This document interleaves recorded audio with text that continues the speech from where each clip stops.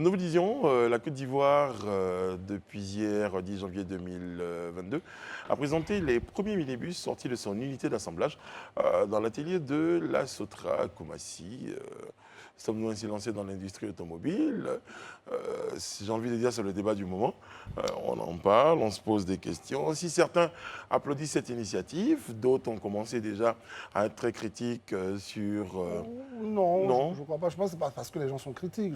Parce que moi-même, je posais la question de savoir est-ce qu'il y a certains qui n'étaient pas contents. Je ne crois pas. Enfin, je dis, on est revenu à un débat un peu de politique politicienne. Hein. C'est-à-dire que ceux qui sont, je veux dire, qui ne portent pas le gouvernement dans leur cœur pensent que ça va, ce n'est pas une si importante C'est un innovation non-événement. que cela, voilà. Non, ce n'est pas une si importante innovation du point de vue de, non, c'est la première usine d'assemblage.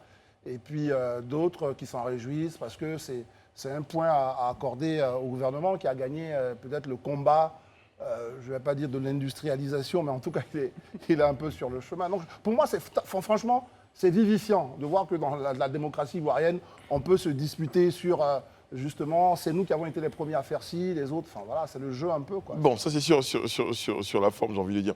Eh ben, dans le fond, eh bien, un partenaire donc, entre la Sotra et le constructeur Iveco, pardon, qui est donc par ailleurs actionnaire donc, stratégique de la Sotra depuis plus de 39 ans, avec 40% de part donc, de capital. Eh bien, on est très heureux de savoir que 1000 minibus à produire donc par an, soit un ratio de 2 à 3 véhicules par jour.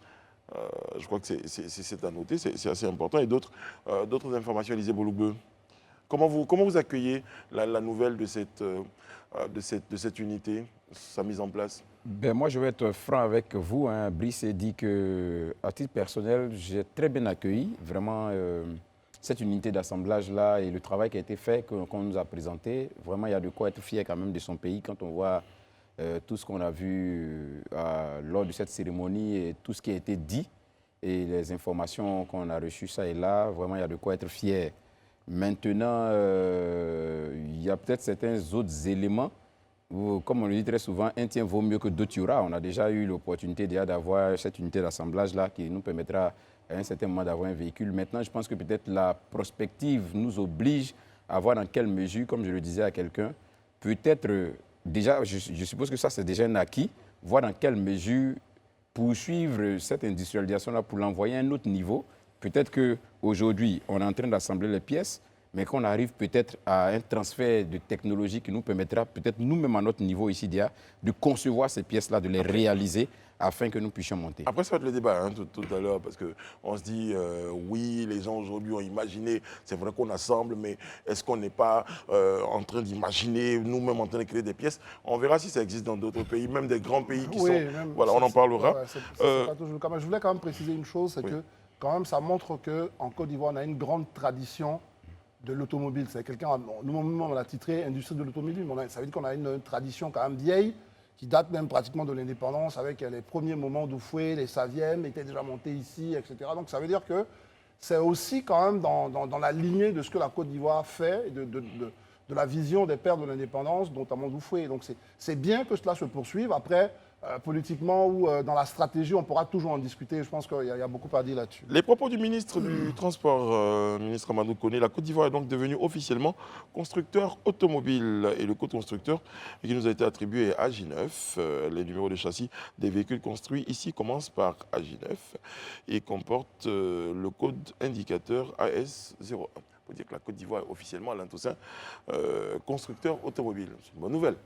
Oui, c'est une très très bonne nouvelle, d'autant plus que l'automobile aujourd'hui constitue l'un des biens, comme on dit, préférés des Africains, des Ivoiriens en particulier. C'est parfois ce qui traduit aussi l'accession à une certaine catégorie de citoyens dans la société, facilite la mobilité, etc. Il faut simplement préciser que ces véhicules sont des véhicules de transport.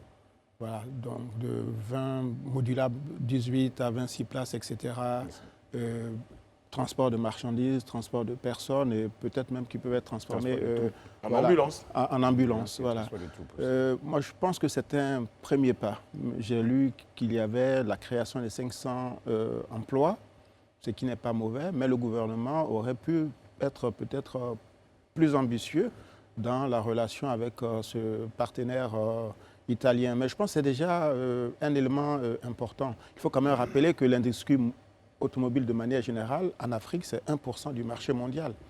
Et chaque année, on a environ 1,3 million, 1,4 million véhicules qui sont produits sur le continent, au Maroc, en Afrique du Sud, en Algérie.